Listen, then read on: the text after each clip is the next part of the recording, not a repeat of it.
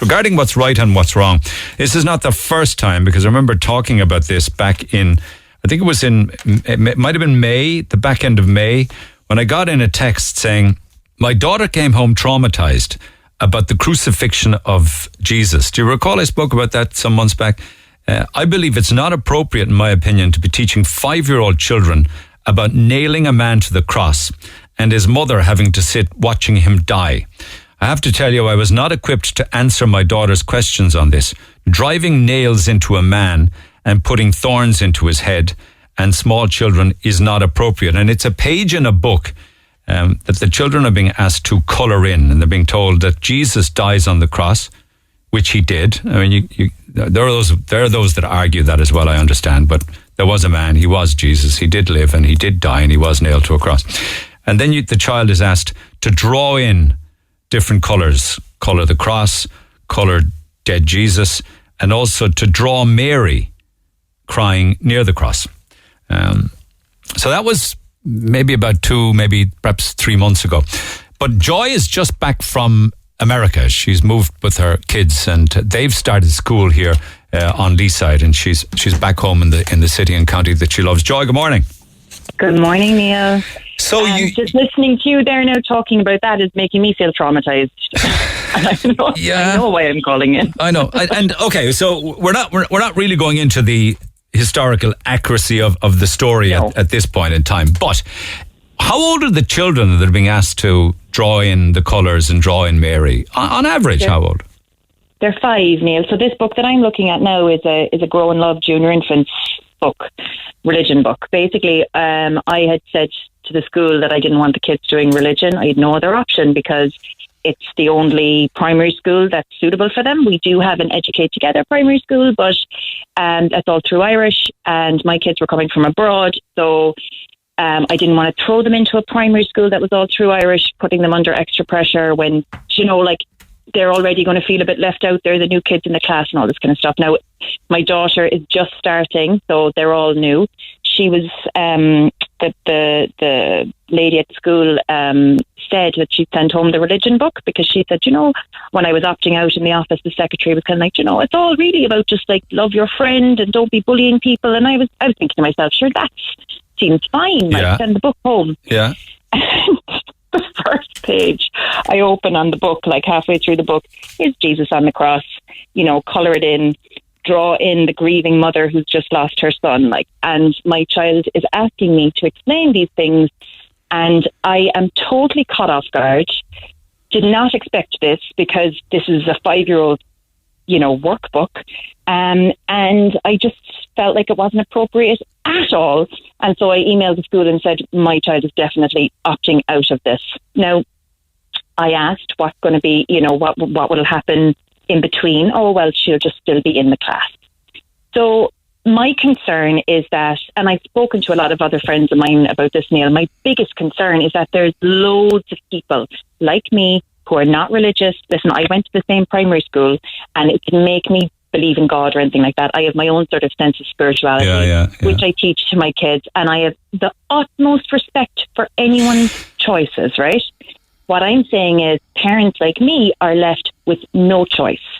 We send the kids either to an all-Irish speaking denominational school, if you're living where I'm living, non-denominational school, or an all-Irish speaking denominational school, or you have the choice of an English speaking school, but there's religion. Your child is sitting in the class whether you like it or not. Most parents don't want their kids to feel left out. What are they supposed to do? Is there a competition then as to who drew the best Jesus or who drew the best? No, seriously. I mean, what happens with the... I know. I don't know. I think they just draw these pictures and then it's just like they're just in class. They're just busy working. No, there is a second page. I have a half a screen grab of it where it says the family should chat together about how Mary felt. Is it? That's right. So about when how Mary felt when Jesus died and how his friends felt, and what when do you feel sad? What helps you feel better? So the second 2 sentences, the when do you feel sad and what helps you feel better, is a great thing to be talking to 5-year-olds about. I don't know why it has to be done in the context of religion. All kids need to learn about ethics and morality. It's very important. I agree. I understand that in Ireland, the primary schools are all tied in with the church. Yeah. That's just a fact. And it sucks, Neil. It sucks for people like me who don't have an option. It would be so great if the denominational part of it, the religious education, could be taught after school. But you do actually have a part of it. You took the book home, you looked at it and you said, no, this isn't for us. There would be others. But the kids, they have to sit through it. And you see, Neil, the parents that I'm talking to, they don't even know to look at the book. Most parents, I'd say now, in my daughter's class, in junior infants, I'd say that, I would say that most of them, 90% of them, have not looked at the books that their children are reading. Because you trust the schools. Of course you do. But, you just assume the school. Can you not draw a more positive message out of it? The book is called Grow in Love, isn't it? That's what it's called, yeah. Absolutely. And that this is an example of a man who 2,000 years ago walked amongst us and preached love and peace and togetherness and helping your neighbour and being a good Samaritan. And there were bold people who didn't like what he was saying, so they killed him. Neil, I'm all about it. Teach them that, but then teach them about Buddhism, then teach them about the Muslim religion, then teach them about all the other religions as well. I'm not about just one thing. And it's not just that. It's not there was a man. You're talking about graphic images of somebody on a cross. And it's very hard for parents to explain that, especially when they don't believe that these things should be taught to small children. I think morality and ethics side of it, absolutely teach them. I have the utmost respect for the school and the teachers down there and what they're doing. I'm just saying it would be wonderful if all the parents could get together at the beginning of the year, everyone who's enrolled their child, and there's some sort of anonymous, we want to opt out because you're under pressure. A lot of parents down there do not believe what the kids are being taught in the books, but they just let their kids do the religion because they don't want their kids to feel left out. I've opted out. I don't know how many other kids in the class have opted out. I know last year they were telling us that half the class didn't do their communion, right? There was 10 of them or something. She said, these days it's not so, it's more common that kids will be opting out of religion. But I think a lot of parents are just letting them do the religious studies in class without knowing what's in the books. And many parents, I think, would not be comfortable. But would it not make more sense to allow the kids just to carry on with whatever activity is going on in school, just to be part of the class and be all together in one group? And then when they get a little bit older or they grow up, they can then decide, okay, well, I did all of that and I was there in the class and I was with all of my mates and we were all together, but I've decided, no, that's not for me. Yeah, I would say flip that now and reverse it, Neil. I'd say no religion, and if you want to do the religion, do the religion. That's what I would say. I would say all the kids are included because they are welcoming down in the schools here. They welcome kids from all creeds, all denominations. As soon as the school decides that they're teaching religion, they are the ones putting us under pressure as parents to now choose between your own being a hypocrite, basically, or letting your child or making your child feel left out. Those are my options. I have to let my child do religion in school. Something. My daughter is coming home singing "God Knows My Name" around the house. There is a song, is there? God Knows My Name. Yes, God knows my name. And my son is like, "Who knows your name? You're not supposed to talk." It's just. But you're the one that has the problem with that. Your daughter doesn't. She's just singing a song. She's just singing. I know, and I actually don't have a problem with it at all, Neil. I laugh at that kind of stuff, and she'll be saying her prayers. And I say, that's great, you say your prayers, and I believe in, those sort of things don't bother me. It's the stuff that's in the books, the Jesus on the cross. I also think it's very heteronormative text. And I don't forgive me now. It's what? Heteronormative, which basically just means it's Jesus and Mary. There's all pictures of, whenever they're mentioned. There's no talk about what about families that look different to that? And what about families, I think all of that could be covered with small children under a different sort of plan. Is it more the nailing of a man to wooden planks that bothers you in the eyes of a 5-year-old? Yeah. Why is my 5-year-old looking at this? Do you know what I mean?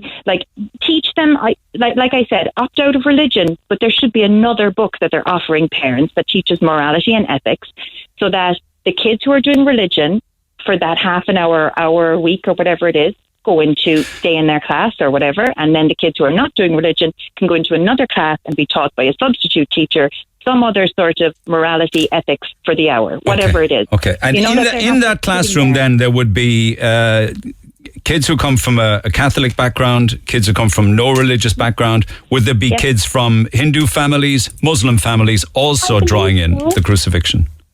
I mean, I don't know if they're taking part in I doubt it, Neil. I mean, I doubt it. I doubt that anyone who is like Muslim or something sending their kid to a Catholic school would have them taking part in the Catholic doctrination. It just seems, and like the thing that annoyed me the most was that my daughter and my son have to like sit through the classes and feel left out. That's the thing that bothers me, that I can't do anything about that. And I don't want them to feel left out. All they want to look is cool in front of their friends. Do you know what I mean? So let them. I mean, I know, but then I'm a hypocrite for letting them. Do you see my dilemma? I don't believe in it. But that's you. I mean, yes, but do you think Neil, if you had a 5-year-old, would you think that it was appropriate for her to be colouring in a picture of a dead man on a cross? I thought it was a bizarre illustration to use, to be quite honest with you. It looked more like a cartoon when I got some of them sent to me that were finished with the colouring done. But Neil, this is the thing. I do know that it is a very, very interesting subject. Religion, yes, it is. The Bible, what life was like thousands of years ago. I found it incredibly interesting, and it very much. I'm not saying that it influenced my life, but I've been interested in it all my life because I learned about it at a very young age. Much of it I don't believe, but I believe in Jesus. Yes. So do I, Neil. I believe that he was a man that walked the earth once, but I don't know about. So why would you deny your kids that? Like, that's really, because it's a great story. I'm not denying them. It is a good story. What I'm denying them is the option of only that. I don't want them to be only taught. But if you don't allow them to be taught about Jesus, for instance, they'll have no interest in Muhammad or any other religion, because they won't have got that grounding in one that might later in their lives say, okay, well, that's not for me, but that was interesting. I might look at other things instead. Yeah, I don't believe that at all. I think that their curiosity will come into the subjects they're interested in. I think kids who are curious will follow things. You were obviously curious about things like that, and you followed along those lines. I went to school. I was never really curious about the Catholic religion. I didn't really understand it. I didn't really know what we were doing. Like when you're getting your communion and confirmation, sure, you're just going along with everyone else in the class. It doesn't truly mean anything until you get older, and then you realise, like, from my perspective, the Catholic Church has a lot to answer for, particularly in Ireland, and the hypocrisy that's going on within this textbook, and the hypocrisy that I'm feeling sending my child to a Catholic school is hard to cope with. I know, and I imagine that as the generations go by, you're rearing small children. It's very different now to say 20 or 30 years ago. People are making more and more decisions for themselves, and I think that's a fantastic thing. But this hypocrisy you talk of, why is it then that whenever we have trauma in our life or worry, right, or awful things happen to us, what do? We pray, right? Some people do. Or we make, come on, most people do. They make deals with God. They pray. They promise to be better. They say they'll give money. They'll go light candles. That's the hypocrisy, isn't it? I mean, that's not my experience, Neil. I'm sure people do that. My experience with trauma is generally talking to friends about it, talking to a therapist. If I was traumatized, I'd be talking to somebody professional who knows what they're doing. Obviously praying is something that I do. Neil, I'm not getting down by my bed on my knees saying my prayers like that. Some people do that. I'd be more kind of a person maybe who would be inclined to try and meditate, which is the same thing in my eyes, right? I know, but that's same fine. Thing. But I'm talking, we make deals though. We make deals with God, or we make deals with Jesus. Oh, absolutely. We make deals with Mary. Do we? I don't. You see, that's not been my experience. But Neil, maybe that again is a generational thing. Like my mother was raised going to Catholic schools, obviously, with the fear of God and the fear of hell and eternal damnation. We rush to churches. Out of line. The fear, like Neil, this is the thing.